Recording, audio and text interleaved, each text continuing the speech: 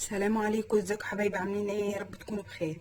النهارده هنعمل وصفه فراخ صحيه سهله بسيطه سريعه، جميله جدا. ما اقولكوش. اول حاجه معايا فرخه مقطعاها 4. غسلها طبعا كويس، معاها خل وملح وليمون كويس جدا. اول حاجه احط عليها ملح،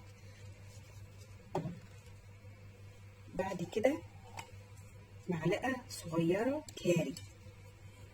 بصي التوابل اللي انت حباها، بس هما دول بيبقوا معاها حلوين. معلقه كركم، لان احنا طبعا عايزين نقوي جهاز المناعه، احنا في الشتاء زي ما اتكلمنا، والكركم مفيد جدا لتقويه جهاز المناعه.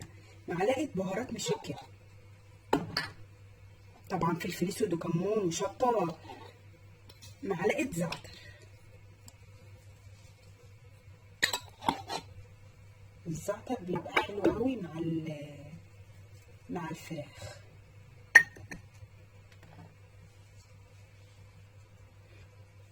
معلقه شطه، دي اختياري، عايزه تحطيها حطيها، مش عايزه براحتك. نص ليمونه، عصره نص ليمونه.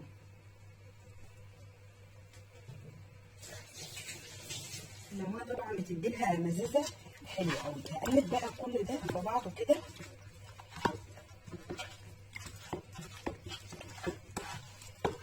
خليه كله يشرب كده من بعضه.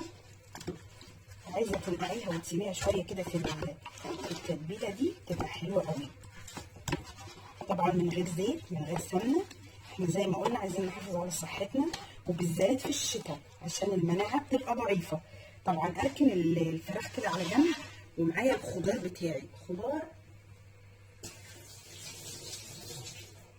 يعني بصوا: طماطم، قرنبيط، جزر، كوسه، بصل، بطاطس، اي خضار عندك انت حباه. مش شرط انك تعملي زي اللي انا عاملاه، اي خضار. الخضار كله مفيد وبيقوي برضه جهاز المناعه زي ما قلنا. هقطع الخضار ده كله فوق الفراخ، وارجع لكم اوريكم هنعملهم ازاي. وده حبايب الخضار بتاعي، رشيت عليه شويه فلفل اسود وشويه ملح. اقلبهم في بعض كده. انا طبعا مقطعاه كبير عشان هناكله بالشوكه. احنا زي ما اتفقنا خلاص هنبطل العيش، او نحاول نبطله في الشتاء. هنزل الخضار بتاعي كله على الفراخ، وما احطش ولا نقطه ميه. الخضار هينزل الميه بتاعته، ولا نقطه ميه ولا سمنه ولا زيت. طبعا ما تتغريش بشكل الخضار كله، لما هيستوي هيهبط شويه.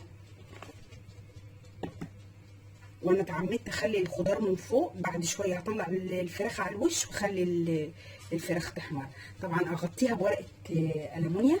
وانا دلوقتي مولعه الفرن.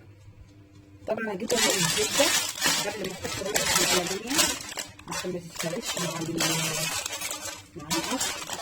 واغطي كده.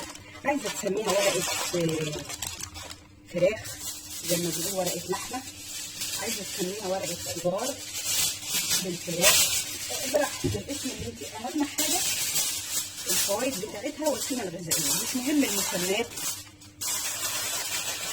اهو نغلف كده كويس جدا، ما نخليش اي منفس لخروج الهواء منها.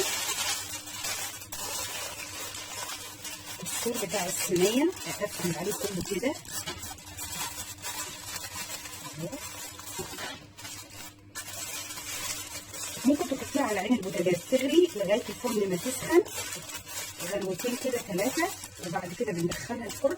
او لو مش مستعجله دخليها الفرن وخليها تستوي. هي كده كده هتستوي في البخار بتاعها، انا مش هخليش اي منفس اهو. ادخلها الفرن واما تخرج اوريها. ودي حبايبي صينيه الفراخ بتاعتي بعد ما خرجت من الفرن. الخضار اهو تحتيها طبعا كله مستوي. انا حطيتها في الصينيه دي عشان ما كنتش عارفه اطلع الفراخ من فوق الخضار. اتمنى يا رب وصفتي النهارده تكون عجبتكم. وجنبها طبق بتنجان مخلل، وبرده هيتاكل بالمعلقه، والخضار بالمعلقه. اتمنى وصفتي النهارده تكون عجبتكم وجربوها. اسيبكم في رعايه الله، والسلام عليكم.